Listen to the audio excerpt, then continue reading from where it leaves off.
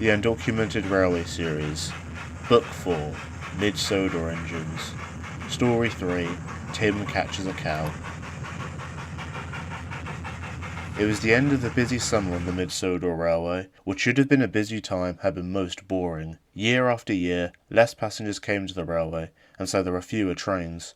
Worse still, the farms and factories had taken to the roads, or the Fat Controllers Railway, to transport their goods. Even the boat train, the railway's finest express service, had seemingly become lighter. Things were really getting dire. It was the last day that the boat train would be running for the year. Stuart and Falcon were often rostered to pull it, but today there was a problem. "I don't feel well," moaned Stuart. No matter what his crew did, they couldn't get steam up. "If you're not feeling up to it, Stuart, I could always take it for you," grinned Falcon. "I don't mind having another turn." "You are needed up at the mines today," Mr. Abraham said sternly. Falcon harumphed as Mr. Abraham scanned the shed for another engine. His eyes landed on Tim. "Ah, Tim," Mr. Abraham boomed. "I need you to take the boat train for Stuart today." Tim frowned. Me? He stuttered. "Yes, you. Don't worry about the workmen. They'll be fine for one day. Half of them have been taking the bloody bus anyway. Head over to the Arbor at once, please. Good engine. Thanks." And he turned and walked away. Tim anxiously looked over at Stuart and Falcon. "Oh, I don't know about this, lads," he said shakily. "It's been a long time since I pulled regular paying passengers." "They aren't just regular paying passengers," snorted Falcon. "They are some of the most important people on the Isle of Man. You best go as smoothly as you've ever gone before, Tim. I shan't be happy if my passengers have been bumped about by you." "Oh, lay off," Stuart wished. "He'll be fine, Tim," he added with the best smile he could muster, before proceeding to cough violently. "I'm so ill, help me." Tim wasn't sure. He already didn't like last-minute changes, but this was worse. He'd never pulled important passengers before. Little did the engines know, someone had been listening in. The boat train was comprised of 4 big 8-wheeled bogie coaches, a far cry from Tim's tiny bug box coaches. They were just being rubbed down before their train when they heard a voice. "Hey," it whispered. The coaches looked up towards the pumping engine, an old stationary boiler kept behind the sheds. It was used for pumping water from the nearby hillside. Its eyes were locked on the smart coaches. "You lot may want to watch yourselves," he droned. "Oh, keep your mouth closed, number 2. We're not in the mood," snorted the lead coach. Stanley, or rather what was left of him, growled. "Listen to me, you lot," he snapped. "I heard through the grapevine that number 7 is to be pulling you today." The big bogie coaches gave him a strange look. Tim's coaches, who were sat nearby, also perked up at this. Their little bug boxes weren't pleased. "Tim would never bother with that lot," one of them squeaked. "Yeah, we're the only coaches he takes," cried another. "Not today, you're not," Stanley smirked. "Good luck, gals," he said, turning back to the big smart coaches. "I hope you all enjoy being pulled by a, inexperienced engine." He then closed his eyes and pretended to be asleep. No sooner had he stopped talking, Tim rolled into the sidings and was coupled onto the smart coaches. "What's happening today?" the lead coach demanded. "I've been rostered to take the boat express," Tim said anxiously. "What about us?" cried Tim's bug boxes. "I'm sorry, you lot," Tim sighed. "Manager's orders." "I'd like to tell that manager a thing or two," grumbled one as Tim puffed away. The big smart coaches were very concerned. An inexperienced engine, they tittered to each other. When Tim arrived at the harbour station, he saw a large group of smartly dressed people, all wearing fancy suits and expensive dresses. He could just about make out their conversations. They all talked about horse racing and something called Parliament. It was most puzzling. Then, 2 turned and looked directly at him. Tim put on the friendliest smile he could muster, but they still weren't impressed. "What a shabby engine," snorted one. "It looks most unkept. And what's with that big pointy thing on its back end?" "Oh, that's me cowcatcher, sir," Tim answered. "Back on the old line, I usually ran cab first, so I was fitted with a cowcatcher on my back to stop people and animals from getting hurt." "Where on earth is the blue one?" the man went on, completely ignoring Tim. What was his name again?" "Do you mean Albert?" the other replied. Tim was most offended. He decided to just ignore them, and instead gaze upon the beautiful steamship that was docked nearby. She was truly a sight to behold. An older boat, painted in white with orange accents. She had a big paddle wheel on her front end, and painted on her side, written in orange letters read, "The Manx Lady." Tim plucked up courage and decided to speak to her. Hello," he smiled. "A nice day for it, eh?" The steamship said nothing. These guys, am I right? Tim chuckled. They're a bit extra, aren't they? The steamship still said nothing. The front coach gave Tim a dirty look. Tim decided it would be best to just say nothing for the rest of the journey. He ran round to the other end of the train, and once the guard had blown his whistle, he departed from the station. At first, the journey went well. The coaches stopped whispering to each other, and the passengers seemed to be enjoying themselves. Tim was pleased. This is better, he puffed, but it wasn't to last. Eventually, Tim thought he could hear the sounds of grumbling inside of one of the coaches. The coach heard it too and frowned before whispering to the others in a hushed tone. Tim was getting worried. What's happening? He murmured to his driver. No idea, the driver gulped. Suddenly the brakes came hard on. Tim was surprised. What's going on? He cried. Somebody's pulled the emergency cable, his driver replied as he brought the train to a stop. No sooner had they stopped, a young couple hopped down from the front carriage and marched over. Both were very cross. We put in a request stop for the meal, and you lot went straight past it, snapped the man. Tim and his crew all looked at each other. Well, sorry guys, said Tim's driver. Nobody had told us about this. Well, that's not our problem, snorted the woman. Now take us back up there at once. We can't do that, cried the fireman. We have a schedule to stick to.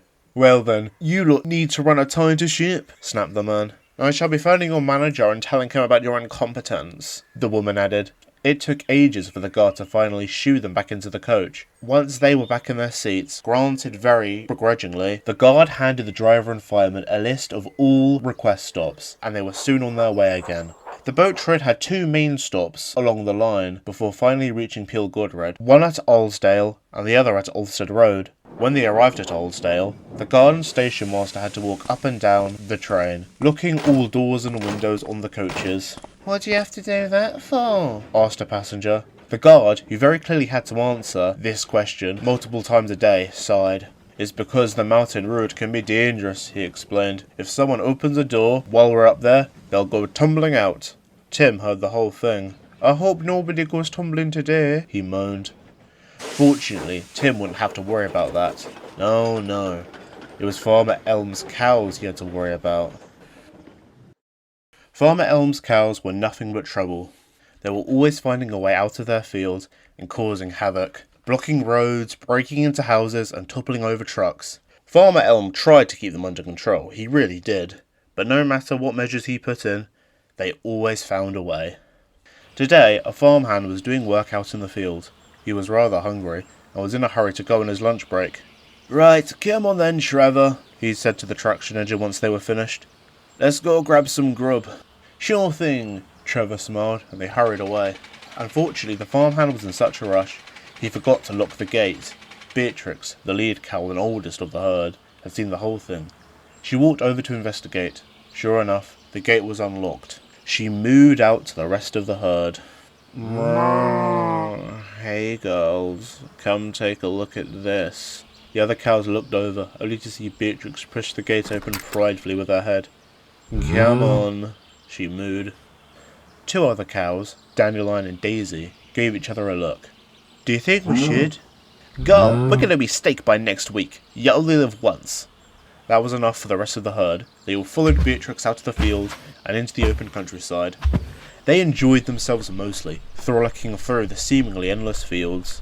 Presently, Dandelion and Daisy moved away from the rest of the herd and came across some railway tracks. The cows weren't interested in that, however. They were far more fascinated by the patches of grass growing through the ballast.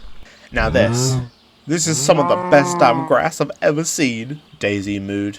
Completely untrampled, marvelled Dandelion. Grass like this? Girl, we gotta give this a moment of silence. And so they did. For all of 3 seconds. Dig in. And the two cows proceeded to feast. Tim was making good time with the boat train. The passengers were pleased, and the coaches had finally calmed down. Shouldn't be long now, he said to himself. Just one more stop, and it'll all be over. He was just approaching Ulfstead Road, when his driver suddenly leapt for the handbrake. What's up? Tim called. Some cows are on the line, the driver cried. We must stop now, Tim. Tim tried his best, but he was approaching the cows too fast. Dandelion looked up, only to see Tim's backhand rapidly approaching her. She was completely frozen in fear. Suddenly, Beatrix came darting down the hillside. She galloped towards the tracks and leapt forwards, in between engine and cow. It only lasted a second, however, as Tim ploughed into her. She landed atop Tim's cowcatcher awkwardly. This finally jolted Tim to a stop. The passengers felt the jolt too, and were most shaken. "What's happening?" they cried. Tim was too shocked to speak. "Beatrix, oh no. You're gonna be okay, girl. We got you." "Dandelion, Daisy." "We're here, Beatrix. We're here." I'm cold, girls. I don't know how much time I have." "Don't say that." "You are always some of my best damn soldiers. Take care of the herd for me. I think I'm going into the light." "Beatrix, no! Beatrix! Beatrix! No!" And everything for Beatrix went black. "Come on, Beatrix, wake up!" Beatrix woke with a start to Farmer Elm slapping her face. She grunted indignantly and slowly stood up. She was still feeling very sore, but it was nothing a nice warm barn couldn't fix. "Don't worry, everyone," Farmer Elm called to the concerned crowd. "She's just being dramatic." Everyone was very relieved, but Tim was the most glad of them all. The relief, however, didn't take away the bad feelings. The fear was still there, and the guilt, it was almost unbearable. Soon Beatrix was led away to Trevor, who was waiting with a cart to take her back to the barn. Dandelion and Daisy were also in the cart. They were most relieved to see that Beatrix was okay, and they mooed happily all the way home. The passengers got back on board Tim's train. They had hoped to carry on the journey, despite being a good 35 minutes late now. Tim, however, couldn't move. "Come on, Tim," his driver smiled. "It's all right now." "No, it's not," Tim wailed. "I'm not moving from this spot." The passengers were cross. They all booed and jeered Tim, but he just blew a big cloud of steam to hide from them. At last Stuart arrived. His driver and fireman had given him a good clean out, and he felt much better. "Don't worry," he puffed. "I'll get you to Peelgudred in no time." The passengers were content with this, and so Stuart pushed the train up to Ulfstead Road. When they arrived, he ran round to the front and was coupled onto Tim. He then took the train the rest of the way to King Ori's Bridge. They arrived very late. Tim was shunted onto a siding. The Manx people all gave him dirty looks. "Don't mind them, that's the Manx for you. They're never happy." Tim just looked down. He was tired and wanted to go home. Stuart had a quick rest before it was time to take his return trip. The journey went without any bother, but the passengers weren't in good spirits. By the time they reached the harbour, they were all drained from the day's events. The Manx lady was mortified when she saw how unhappy her passengers were. "What have you engines done to my passengers?" she cried. "First you showed up nearly 2 hours late, and now this." "There was a bit of bother with some cows," Stuart tried to explain. "I don't want to hear your excuses," the Manx lady retorted. "If you can't learn to keep to time and take care of my passengers, I shan't bring you any more." And she blew a long loud whistle, a paddle wheel whirred into life, and she sailed away from the island of Sodor. "Stupid old boat," Stuart grumbled. "She wouldn't really do that, surely?" "Of course not," chuckled his driver. "She has no say in the matter. If the Isle of Man wants to send her, they send her, whether she likes it or not." I hope you're right," Stuart sighed as he puffed away. That night in the shed, Stuart saw to it that Tim was left in peace. He was miserable and still very shaken by the whole day. The others were most worried about him. Well, apart from Falcon, he was too busy fussing about the boat train's future. "The boat might not even come back because of this," he grumbled. "Shut up," Albert snapped. "It wasn't Tim's fault." "I know," Falcon snorted. "Excuse me for being a little worried here, but my trade is in jeopardy. The whole railway for that matter." "Calm down, Falcon," Duke said. "If worse comes to worse, we'll do what we can." "You always say that, and yet worse always comes to worse," muttered Falcon.